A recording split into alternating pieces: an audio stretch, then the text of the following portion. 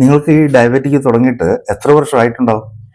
ഏകദേശം ഒരു 8 വർഷമായിട്ടുണ്ടാവും. ഓക്കെ, 8 വർഷം എന്ന് പറഞ്ഞാൽ നിങ്ങൾ കണ്ടുപിടിച്ചിട്ടാണ് 8 വർഷം. അതെ. ഒരു 3-4 വർഷം കഴിഞ്ഞതിന് ശേഷമാണ് നിങ്ങൾ കണ്ടുപിടിച്ചിട്ടുണ്ടാവുക. അതെ. കാരണം നിങ്ങൾക്ക് എന്തെങ്കിലും മറ്റു പ്രശ്നങ്ങൾ വന്നപ്പോൾ ആ ചികിത്സ ഫലപ്രദമാകാതെ വന്ന സ്ഥിതിയിൽ ആ സമയത്താണ് നിങ്ങൾ ഡയബറ്റിക് ടെസ്റ്റ് ചെയ്തിട്ടുണ്ടാവുക. അതെ. എല്ലാവരുടെയും കുഴപ്പം അത് തന്നെയാണ്. ഇപ്പോഴത്തെ സാഹചര്യത്തിൽ പറ്റുമെങ്കിൽ ഒരു വർഷത്തിൽ 2 പ്രാവശ്യമെങ്കിലും ഡയബറ്റിക്, കൊളസ്ട്രോള്, ട്രൈഗ്ലിസറൈഡ്, BP ഇത് ടെസ്റ്റ് ചെയ്യുന്നത് നല്ലതായിരിക്കും. ഓക്കെ, അത് വിട്. ഞാൻ ഇനി നിങ്ങളുടെ കാര്യം പറയാം. നിങ്ങൾക്ക് ജോയിന്റ് പെയിൻ ഉണ്ടാവും, സെക്ഷൽ പവർ നിങ്ങൾക്ക് പവർ കുറഞ്ഞിട്ടുണ്ടാവും, നിങ്ങൾക്ക് കണ്ണിന് കാഴ്ച വളരെ കുറഞ്ഞു വരുന്നുണ്ടാവും. അപ്പൊ നിങ്ങൾ പറയും 40 വയസ്സ് കഴിഞ്ഞാൽ കാറ്ററാക്ട് ആവും, അതാവും ഇതാവും. ആയിക്കോട്ടെ, എനിക്ക് അതിനകത്ത് കമന്റ് ഇല്ല.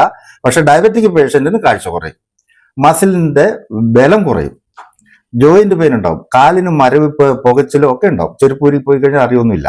ഇതൊക്കെ നിങ്ങളുടെ കാലിലേക്കുള്ള ബ്ലഡ് സർക്കുലേഷൻ കുറഞ്ഞു വരുന്നതാണ് പ്രശ്നം. ഇതെല്ലാത്തിന്റെ പ്രശ്നം ഇതാണ്. നാടികളുടെ ബലം കുറയുക, ഇങ്ങനെയുള്ള ഒരുപാട് കാര്യങ്ങൾ ഇപ്പൊ വന്നിട്ടില്ലേ?